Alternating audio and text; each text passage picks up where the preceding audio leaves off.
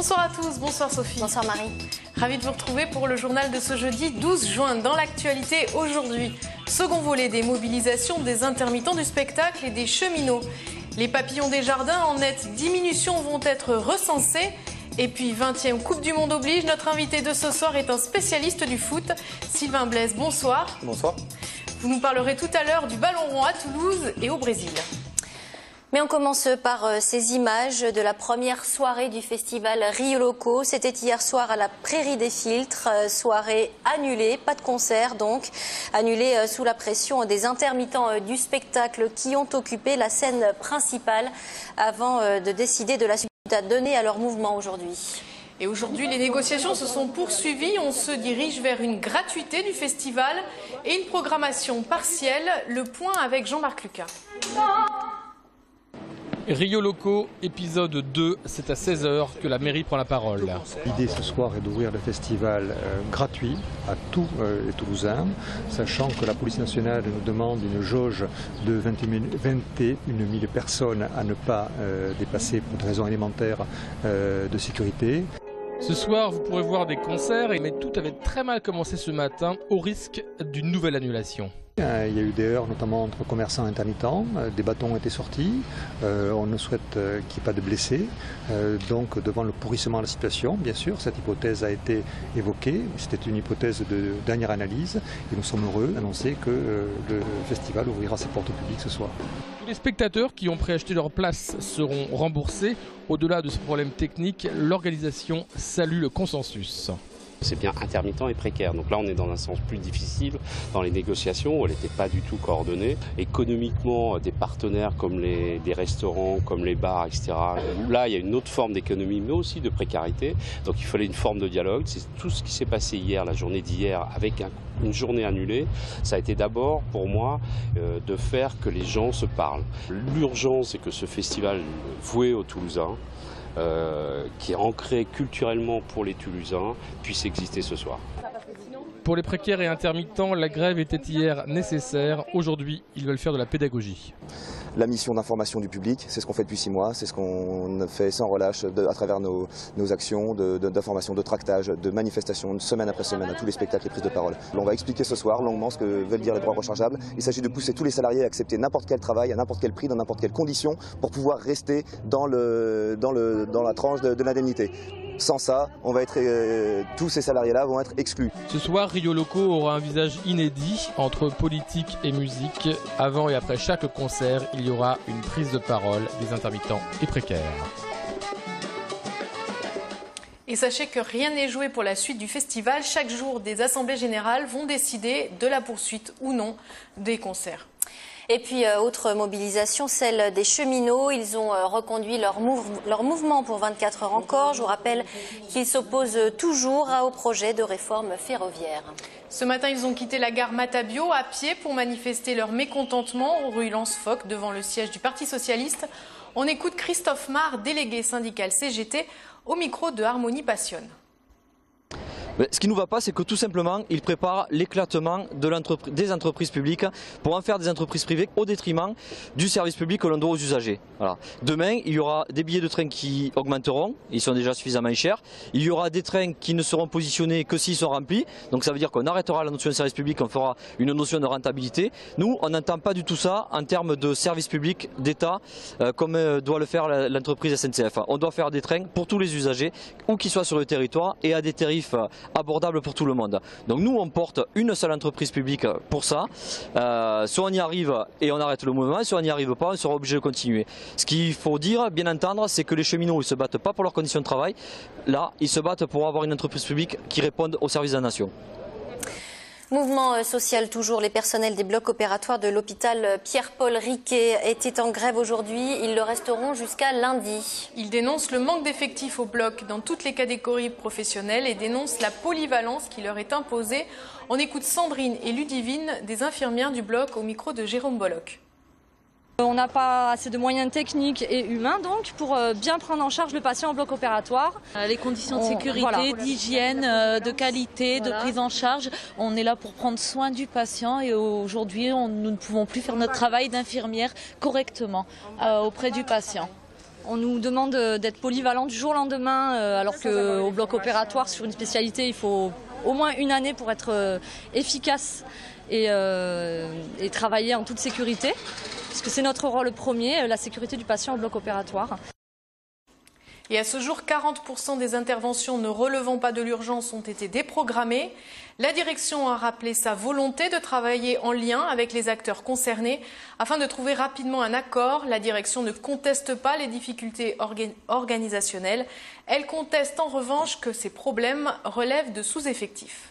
Allez, on va parler chaleur, mais pas à l'extérieur. Le site hospitalier de Purpan a décidé de se chauffer au bois grâce à une chaufferie biomasse, Marie. Et le bois est la principale source d'énergie de cette centrale qui alimente la presque totalité du site de Purpan. Un reportage de Jérôme Bolloc et Lucie Moore. Voici l'un des silos de stockage de résidus de granulés ou encore de bûches. Ici, le bois arrive sous toutes les formes. Il s'agit d'une chaufferie biomasse capable de traiter des sources extrêmement diversifiées. La matière première provient de terrains situés dans un rayon de 80 km autour de Toulouse. C'est 9000 tonnes de bois qu'on va consommer théoriquement sur une année. C'est que du bois non traité, c'est-à-dire qu'on a 50% de, admettons, quand ils font l'élagage des arbres, donc c'est du bois qui est non traité, donc ils peuvent venir ici, on le brûle. Et ensuite, ça peut être des palettes, mais qui n'ont pas été traitées, donc ils n'ont pas de produit, c'est-à-dire qu'on n'a aucune toxicité au niveau des fumées. Cette chaufferie biomasse couvre 90% des besoins en chaleur, mais également en froid du site de Purpan. La centrale dispose également d'installations fuel et gaz pour parer à toute éventualité de pénurie ou de flambée des coûts. Grâce à la biomasse et au gaz, le CHU compte réduire la facture énergétique. Nous avons donc la garantie d'être 15% en dessous de ce que nous aurions dépensé si nous étions restés sur des énergies fossiles. Les énergies, carburant, fuel, électricité, sont un poste qui représente plusieurs millions d'euros par an. Et donc l'intérêt de le maîtriser dans les années à venir avec une garantie, comme on vient de le rappeler, d'optimisation, de choix de la bonne énergie au bon moment, sont des éléments très importants d'un point de vue économique pour un centre hospitalier. Des études sont en cours pour équiper le site de Rangueil du même type d'installation. De la chaufferie. Hier se tenait le conseil de communauté. Pas de gros dossier à l'ordre du jour, mais un sujet délicat a d'ores et déjà mis le maire de Toulouse et président de la communauté urbaine, Jean-Luc Moudinque, en difficulté. À savoir l'aire de grand passage dont manque toujours Toulouse. Oui, et Claude Rénal, le président du groupe socialiste à la communauté urbaine du Grand Toulouse, a relancé le sujet. Un emplacement avait été envisagé sur la zone de Montredon. Jean-Luc Moudinque a souhaité abandonner ce projet, ce que les élus de Toulouse Métropole ont refusé. Dossier à suivre donc. Et on passe au foot, l'actualité incontournable de ce jeudi. On se tourne donc vers vous, Sylvain Blaise. Vous êtes professeur de sport et entraîneur de foot toute catégorie. Ce soir à 22h, c'est le début de la fête du foot. Et alors comment est-ce que vous allez suivre ce mondial, ce mois entier de matchs ? Je pense que, comme tous les passionnés de foot, je vais le suivre très régulièrement, avec évidemment une particularité pour l'équipe de France. Mais au-delà de ça, c'est vrai que c'est l'occasion de voir beaucoup de matchs de très haut niveau. Et donc c'est sûr qu'on va la suivre, ça va permettre aussi d'avoir des rendez-vous conviviaux avec des amis autour ou d'apéro ou de repas, mais c'est vrai que c'est toujours un moment, la Coupe du Monde, qui est particulier pour les passionnés de football. Alors justement, vous parliez de l'équipe de France. Quelles sont à votre avis les chances de l'équipe de France qui est outsider pour l'instant Effectivement, je pense qu'on n'aurait peut-être pas eu le même discours il y a quelques mois, mais il y a effectivement une dynamique qui semble positive depuis notamment le match retour des barrages face à l'Ukraine remporté qui a permis la qualification. Donc c'est vrai que la dynamique positive qui semble être mise en place demande confirmation évidemment. Vous y croyez vous ? Oui, moi après on est toujours des éternels optimistes je pense, donc on va tâcher de les supporter au maximum. Je pense que la priorité aussi c'est que durant ce mondial, ils montrent une image en termes d'état d'esprit irréprochable. Et effectivement, si les résultats peuvent être en plus la cerise sur le gâteau, je crois qu'il y a de bons espoirs, il y a de très bons joueurs. Et pour finir sur l'équipe de France, un pronostic, ils vont jusqu'où à votre avis ? Écoutez, après ça dépendra évidemment du parcours des poules, puisqu'il faut déjà faire un bon parcours dans les poules sur les 3 premiers matchs. Mais je pense qu'atteindre un quart de finale ou une demi-finale ne serait pas inenvisageable et pourrait être un résultat satisfaisant. Bon, on va voir. Alors, qu'est-ce que vous attendez, vous, de cette 20e édition de la Coupe du Monde ? On attend, comme toutes les Coupes du Monde, de voir un maximum de beaux jeux surtout, en espérant que les équipes, malgré l'enjeu et la pression, aient des volontés plutôt offensives de développer du beau jeu. Donc on espère que ça va dépendre des intentions des entraîneurs et des différentes intentions des joueurs. Mais voilà, le but du jeu, c'est vraiment de voir du beau football et, si possible, effectivement, avec un bon état d'esprit, de véhiculer des belles valeurs autour du football qui est si populaire et qui parfois démontre quelques dérives. Donc on espère que ce mondial sera irréprochable de ce côté-là. Ce message s'adresse particulièrement à l'équipe de France ? En particulier, effectivement, c'est vrai qu'on attend aussi de l'équipe de France qu'elle ait un visage, elle est suivie par tous les enfants, par tous les petits, Quelle sorte de bus pour l'entraînement, par exemple, ce serait bien. Ouais, ça, je pense. Ils sont descendus de l'avion pour l'instant. C'est malheureusement un mauvais souvenir qui, j'espère, ne se renouvellera pas. Mais effectivement, je pense qu'on n'est pas dans cette optique-là. Mais voilà, au-delà de ça, je pense qu'il faut vraiment redonner une image positive aux yeux des gens et des supporters et des enfants, surtout des petits et des petites qui jouent au football. Bon, alors grosse mission quand même sur les épaules de ce mondial.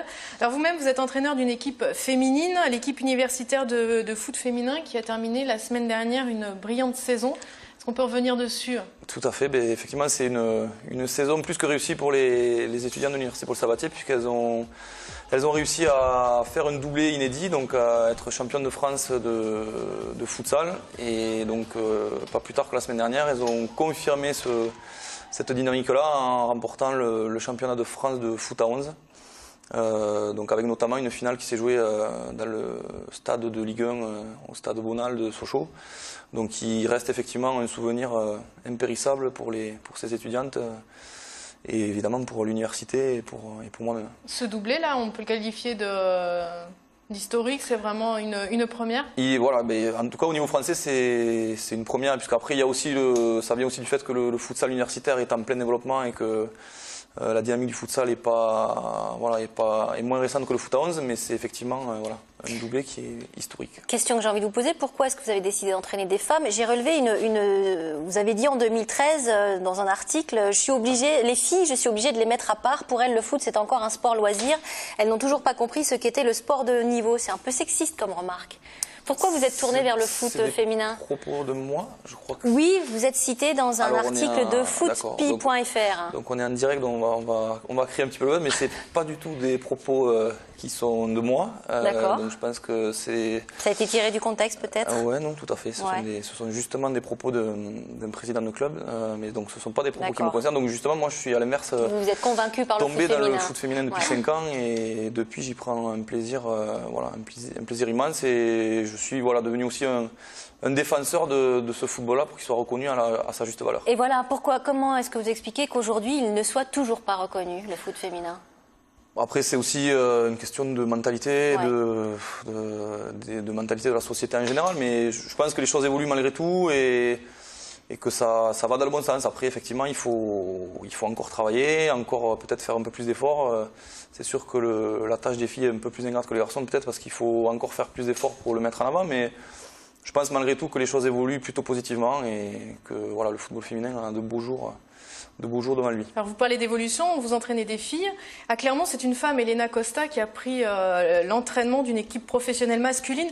Est-ce qu'on tend vers une disparition des barrières en quelque sorte ?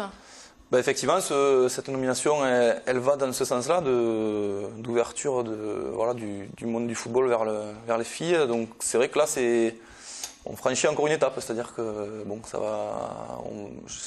Je suis curieux de voir comment elle va. Je pense qu'elle a les compétences, il n'y a pas de souci. Après, c'est vrai que on a beaucoup de cas de garçons qui entraînent les filles, mais c'est vrai que les cas de filles qui entraînent les garçons sont beaucoup plus rares. Donc, de par sa réussite, elle va montrer que c'est possible, que la dynamique, et que c'est envisageable. Et du coup, ça va inciter, je pense, d'autres présidents dans le futur à tenter l'aventure. Eh bien, on lui souhaite bonne chance en tout cas. Merci beaucoup. Avec plaisir. Et puis notez bien ce nouveau rendez-vous sportif sur TLT, un côté sport spécial Coupe du Monde, chaque lundi, mercredi et vendredi. Vous retrouverez les buts, les images marquantes des rencontres, accompagnées des analyses, débats et pronostics de spécialistes et supporters toulousains.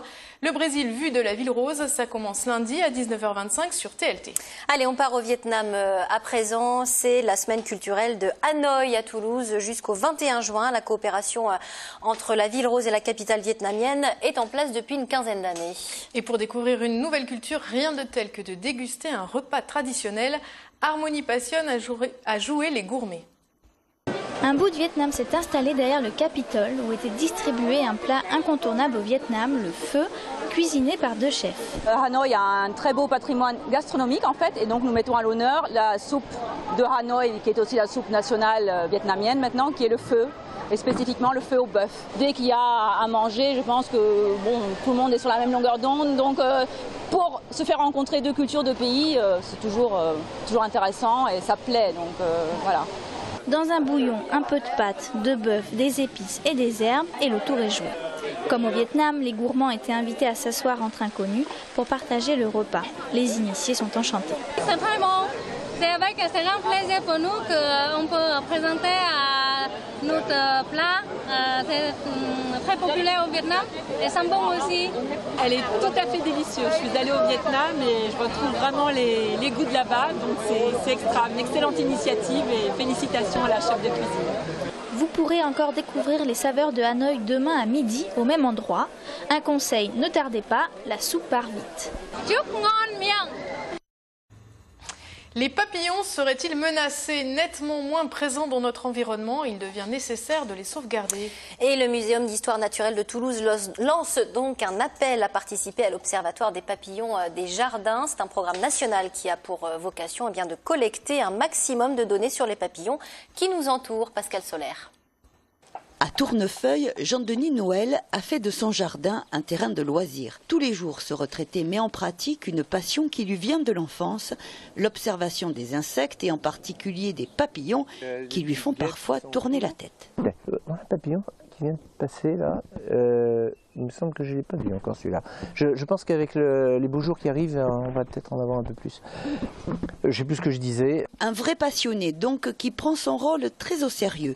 Depuis un mois, il fait partie des 48 observateurs inscrits à ce jour en Haute-Garonne qui vont collecter des données complètes pour étudier l'évolution des populations des papillons, très bons indicateurs de la biodiversité et de la qualité des milieux naturels. Le muséum lui a remis une planche téléchargeable sur le site de l'association Noé Conservation. Une trentaine d'espèces de papillons présentes dans le département y sont représentées. Les observateurs doivent juste indiquer le nombre d'observations et les espèces identifiées. Pour l'instant, je vais vous dire, c'est d'ailleurs ce qui est dramatique et ce qui fait que je m'intéresse à tout ce qui est conservation un peu de la diversité biologique.